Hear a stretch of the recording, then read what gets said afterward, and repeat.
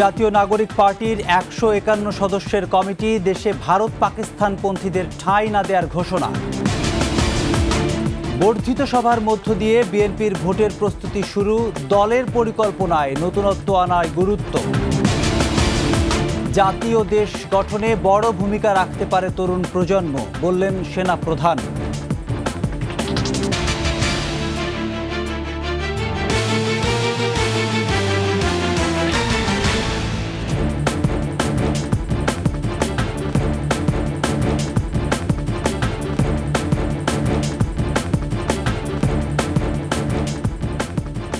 শুনছিলেন সংবাদ শিরোনাম। আমন্ত্রণ ২১শে সংবাদে, সাথে আছি আমি প্রণব চক্রবর্তী।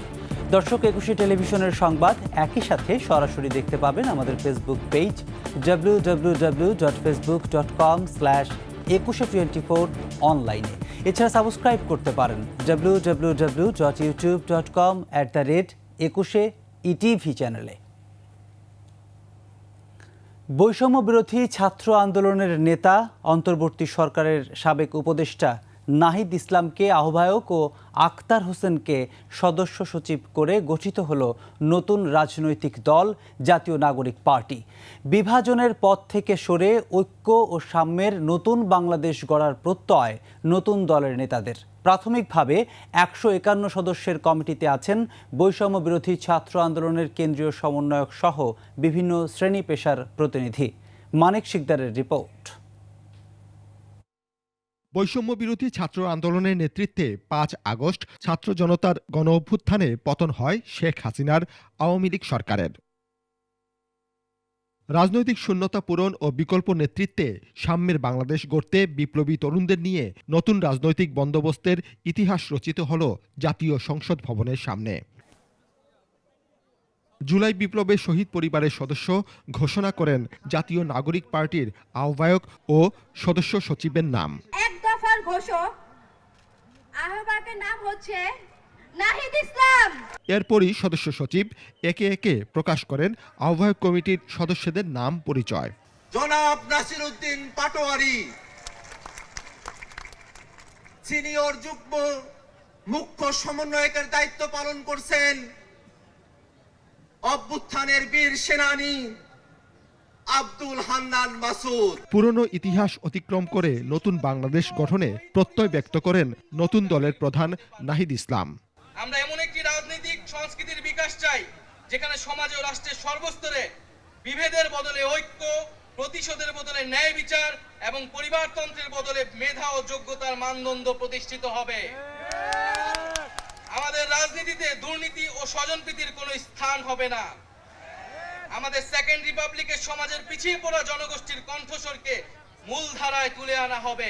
এর আগে বৈষম্য বিরোধী ছাত্র আন্দোলন ও জাতীয় নাগরিক কমিটির নেতারা নতুন দল নিয়ে তাদের স্বপ্নের কথা তুলে ধরেন। রাজনৈতিক সুস্থ প্রতিযোগিতা হোক, আমাদের মধ্যে ভালো কাজের প্রতিযোগিতা হোক। দেশে, নিজের দেশে মানুষের মতো মানুষ হয়ে বাঁচবার অধিকার। সালে সালে বছরে বছরে এই স্ট্রাগল রয়েছে, যে সংগ্রাম রয়েছে, এই সংগ্রামকে আমাদের মধ্যে ধারণ করতে হবে। কোনো বিদেশি শক্তি নয়, বাংলাদেশের রাষ্ট্র ক্ষমতায় কে থাকবে তা ঠিক করবে এদেশের জনগণ। সেই সাথে পরিবারতন্ত্র বা বিশেষ গোষ্ঠী নয়, বাংলাদেশ হবে সকলের, এমন অঙ্গীকার তরুণদের। আমরা নিশ্চিত করতে চাই এদেশ থেকে পরিবারতন্ত্র এদেশ থেকে কবরস্থ হয়েছে। এদেশে কামারের ছেলে প্রধানমন্ত্রী হবে, কুমারের ছেলে প্রধানমন্ত্রী হবে।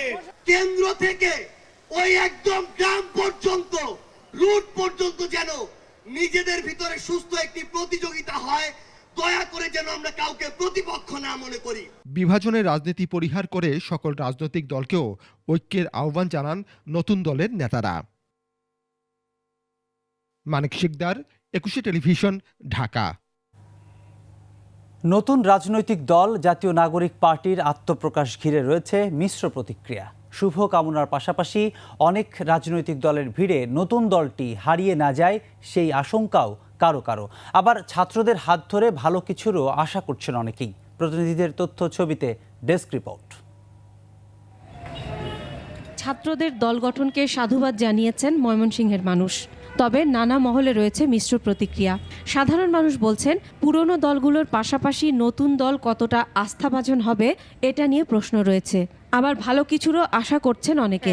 ছাত্ররা ইচ্ছা করলেই তারা দেশটাকে নতুনভাবে গড়ে সুন্দরভাবে আগায় নিয়ে যেতে পারবে। যদি ভালো কিছু সামনে আরো করতে পারে অবশ্যই ভালো আগায় যেতে পারবো। দেশ স্বাধীন করছে ভালো, ওরা যে পরিচালনা করতে এরকম মনে হচ্ছে না। দুই ধরনের আশঙ্কায় আছি, এরা ভালোও করতে পারে আবার মন্দও করতে পারে, তো আমরা ভালোটাই আশা করব। রংপুরে বিভিন্ন স্তরের মানুষ বলছেন, যারাই দল করে নিজেদের আখের গোছাতে ব্যস্ত থাকে। তবে তরুণরা যে স্পিরিট নিয়ে জুলাই আগস্টের আন্দোলন সফল করেছে, তারা জনগণের আশা আকাঙ্ক্ষারও প্রতিফলন ঘটাতে পারবে।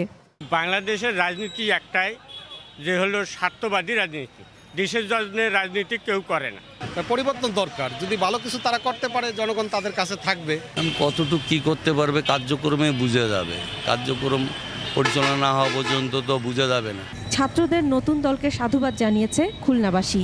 তারা বলছেন, পুরনো দলগুলোর অভিজ্ঞ নেতারা দেশ পরিচালনায় ব্যর্থ হয়েছেন। এখন ছাত্ররা কতখানি গণমানুষের আস্থা অর্জন করতে পারবে সেটাই দেখার বিষয়। প্রাচীন রাজনৈতিক দল তারা আমাদের শান্তি দিতে পারে নাই, আর এরা অল্প দিনে এসে অল্প বাচ্চা কাচ্চা ছেলে পেলে এরা যে আমাদের জন্য কি করবে, এখন ভবিষ্যতে সংগঠন করে দেশকে কোথায় নিয়ে যাবে এটা আসলে সময়ের ব্যাপার। আশা করি তারা বাংলাদেশে নতুন কোনো মেরুকরণ তৈরি করতে পারবে। Masuma Lisa, desk report, 21 television.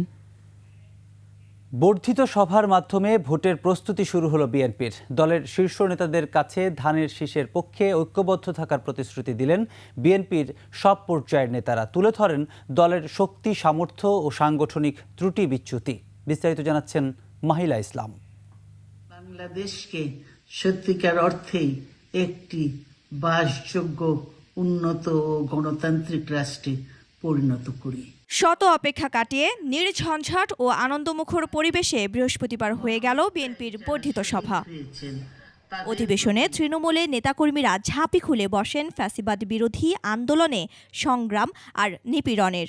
অভিযোগ তোলেন দলের কারোর নিষ্ক্রিয়তা, অনেকের আতাতের রাজনীতি। আমাদের নেতা বিএনপির মাননীয় ভারপ্রাপ্ত চেয়ারম্যান ওনার মূল্যবান দিক নির্দেশনা নিয়ে তৃণমূলে ফিরে যাব। এখান থেকে আমরা শিক্ষা নিয়ে যাব, আগামী দিনে আমরা যেন একটা নির্বাচিত সরকার, গণতন্ত্রের মাধ্যমে সরকার প্রতিষ্ঠা করতে পারি। কিন্তু কি কারণে এত বছর পর ৪,৫০০ নেতাদের নিয়ে এই বর্ধিত সভা হলো? 21 টেলিভিশনের সাথে আলাপে নেতারা জানালেন, ভেঙে পড়া মনোবল ফিরিয়ে এনে সব পর্যায়ে নেতাদের উজ্জীবিত করাই ছিল প্রধান লক্ষ্য। উদ্দেশ্য, নির্বাচনের আগে ঐক্যবদ্ধ বিএনপির বার্তা যাক রাজনীতির শিবিরে। বিএনপি আগে যা ছিল তার চেয়ে অনেক ভালো আছে। ৬০ লক্ষ মামলার পরেও এই ফিনিক্স পাখিরা কেউ দমে যায়নি এবং সবাই উজ্জীবিত। আমাদের যে বন্ধুভাবাপূর্ণ, যারা জাতীয় ঐক্যের ভিত্তিতেই ফ্যাসিবাদকে, স্বৈরতন্ত্র বা শেখ হাসিনাকে বিদায় করেছে, তাড়িয়েছে, সেই শক্তিকে এখনো এক জায়গায় থাকতে হবে। জাতীয় নির্বাচন বিএনপির জন্য সহজ নয়, বরং চ্যালেঞ্জিং। কয়েক মাস ধরে নেতাকর্মীদের এমন বার্তা দিচ্ছেন বিএনপির ভারপ্রাপ্ত চেয়ারম্যান তারেক রহমান। মূলত সেই চ্যালেঞ্জ কিভাবে মোকাবেলা করে নির্বাচনী বৈতরণী পার হবে বিএনপি। বর্ধিত সভায় তাই নিয়ে আলোচনা হওয়ার কথা জানান স্থায়ী কমিটির সদস্য ইকবাল হাসান মাহমুদ টুকু।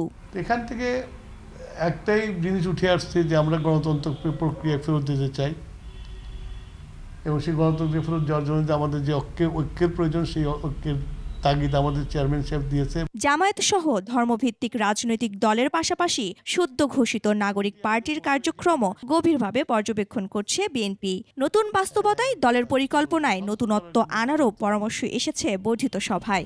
বাংলাদেশ একটা মধ্যপন্থী দেশ, মডারেট দেশ, সবার জন্য যার যার ধর্ম শেষে পালন করবে। মাহিলা ইসলাম, 21 টেলিভিশন, ঢাকা। জাতি ও দেশ গঠনে তরুণ প্রজন্ম ভূমিকা রাখতে পারে বলে মন্তব্য করেছেন সেনাপ্রধান জেনারেল ওয়াকারুজ্জামান। কক্সবাজারের ইনানীতে মেরিন ড্রাইভ রেস প্রতিযোগিতার সমাপনী অনুষ্ঠানে তিনি একথা বলেন। কক্সবাজার প্রতিনিধি আব্দুল আজিজের তথ্যচিত্রে ডেস্ক রিপোর্ট।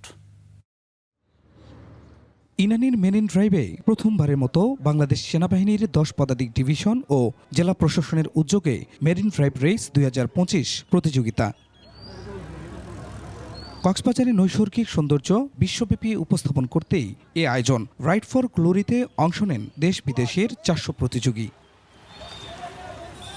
সমাপনী ও পুরস্কার বিতরণী অনুষ্ঠানের প্রধান অতিথি সেনা প্রধান জেনারেল ওয়াকরুজ্জামান বলেন, দেশ গঠনে ভূমিকা রাখতে পারে তরুণ প্রজন্ম। আমরা বাংলাদেশে চাই আমাদের ইয়াং জেনারেশন প্রতিনিয়ত এই ফিজিক্যাল অ্যাক্টিভিটিসে যেন জড়িত থাকে। এটা দেশ এবং জাতি গঠনে, সুস্থ একটা জাতি গঠনে একটা গুরুত্বপূর্ণ ভূমিকা পালন করবে। দেশকে সমৃদ্ধির পথে এগিয়ে নিতে সবাইকে এগিয়ে আসারও আহ্বান জানান সেনাপ্রধান। যাদের অর্থ ছাড়া এই প্রোগ্রাম করা যেত না, তাদেরকে আন্তরিক ধন্যবাদ এবং কৃতজ্ঞতা জানাচ্ছি। আমি আশা করব যে আপনারা প্রতিনিয়ত এভাবে যদি স্পন্সর করেন, দেশ এবং জাতি গঠনে একটা গুরুত্বপূর্ণ ভূমিকা আপনারা রেখে যাবেন। দেশের অন্য স্থানেও এমন প্রতিযোগিতার আয়োজন করা হবে বলেও জানান তিনি। বিভিন্ন জেলা শহরগুলোতেও এই ধরনের প্রতিযোগিতার আমরা আয়োজন করব। খুরশিদ আলম, ডেস্ক রিপোর্ট, একুশে টেলিভিশন। নিচ্ছি সংবাদ বিরতি। যখন ফিরছি তখন অন্যান্য সংবাদের সাথে আরও থাকবে। ফ্যাসিস্ট হাসিনার আমলে সংঘটিত সকল হত্যাকাণ্ডের বিচার হবে বলে জানিয়েছেন প্রধান উপদেষ্টার প্রেস সচিব শফিকুল আলম। তিনি বলেছেন, 2013 সালের সর্বোচ্চ গুমের ঘটনা ধামাচাপা দেওয়ার মতো জুলাই আগস্টেও পুনরাবৃত্তির চেষ্টা হয়েছিল। বিস্তারিত জানাচ্ছেন নাহিদ সিরাজি নিম্মি। এফডিসিতে ডিবেট ফর ডেমোক্রেসির আয়োজনে শাপলা চত্বরে হেফাজতে ইসলামের গণসমাবেশে হত্যাকাণ্ড নিয়ে ছায়া সংসদ বিতর্ক প্রতিযোগিতা। অংশ নেন তামিরুল মিলাদ কামিল মাদ্রাসা ও তানজিমুল উম্মা আলিম মাদ্রাসার বিতর্কিকরা। সে সময় প্রধান উপদেষ্টার প্রেস সচিব মোহাম্মদ শফিকুল আলম বলেন, 2013 সালের ঘটনার পুনরাবৃত্তি ঘটাতে চেয়েছিল ফ্যাসিস্ট হাসিনা সরকার। ওই সব হত্যাকাণ্ডে জড়িতদের বিচারের আওতায় আনা হবে। হাসিনা আমলে যারাই যত ধরনের হত্যাকাণ্ডে যারাই জড়িত ছিলেন সবাইকে বিচারে আনা হবে এবং আমরা সবাইকে অনুরোধ করব, আপনারা অস্থির হবেন না।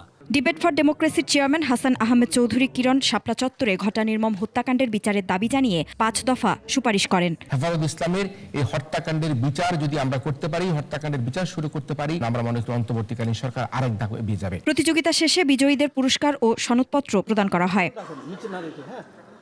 নাহিদ সিরাজি নিম্মি, একুশে টেলিভিশন, ঢাকা। অমর একুশে বইমেলার খবর।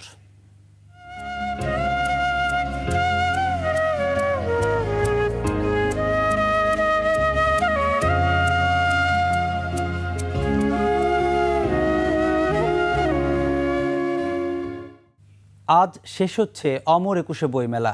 সকাল থেকেই পাঠক ও দর্শনার্থীর উপচে পড়া ভিড়। শেষ মুহূর্তের কেনাকাটায় ব্যস্ত বইপ্রেমীরা। বিস্তারিত সুমাইয়া খানের রিপোর্টে। শেষ দিনে বইমেলায় ভিড়। প্রকাশকরা বিক্রেতারা বলছেন, শেষ দিনে বিক্রি অন্যান্য দিনের তুলনায় অনেক বেশি। পাঠকদের মতে মেলার শেষ দিন মানেই প্রিয় বই সংগ্রহের শেষ সুযোগ। প্রায় 3 বার এসেছি, বই কিনেছি 5 থেকে 6টা।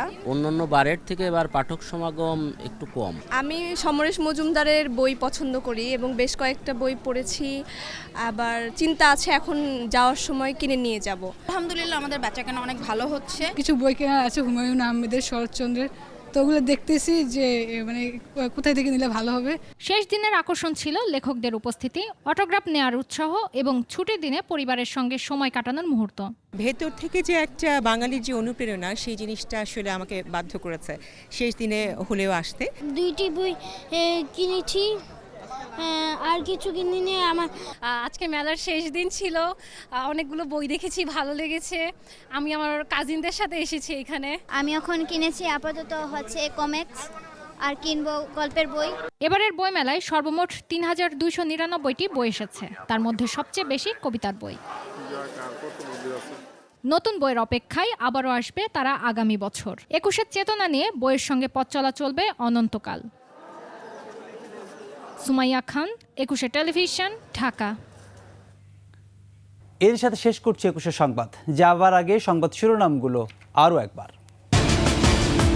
জাতীয় নাগরিক পার্টির 151 সদস্যের কমিটি দেশে ভারত পাকিস্তান পন্থীদের ঠাঁই না দেওয়ার ঘোষণা। বর্ধিত সভার মধ্য দিয়ে বিএনপির ভোটের প্রস্তুতি শুরু, দলের পরিকল্পনায় নতুনত্ব আনায় গুরুত্ব। জাতীয় দেশ গঠনে বড় ভূমিকা রাখতে পারে তরুণ প্রজন্ম, বললেন সেনা প্রধান।